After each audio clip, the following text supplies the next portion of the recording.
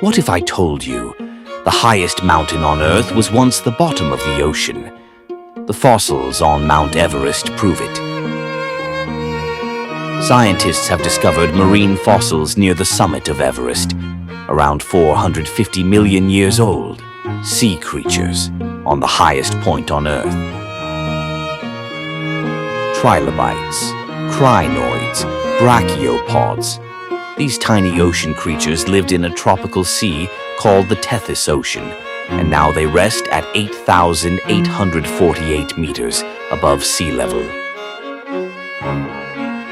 These fossils are preserved in the Como-Langma limestone formation, a layer of rock that formed when these creatures died and sank to the ancient sea floor millions of years ago.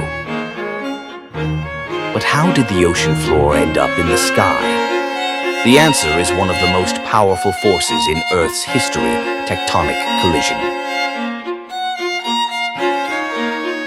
Around 50 million years ago, the Indian and Eurasian plates collided with unimaginable force, crushing the ancient seabed upward, kilometer by kilometer, until it became the Himalayas.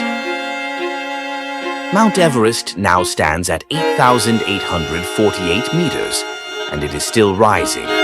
Every year, tectonic pressure pushes it a few millimeters higher.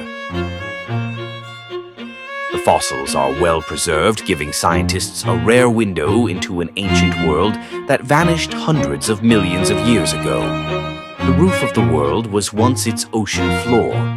If this blew your mind, like and share this video. Subscribe to SJ Facts for more mysteries hidden in plain sight. Next up, secrets buried even deeper beneath the Earth's surface.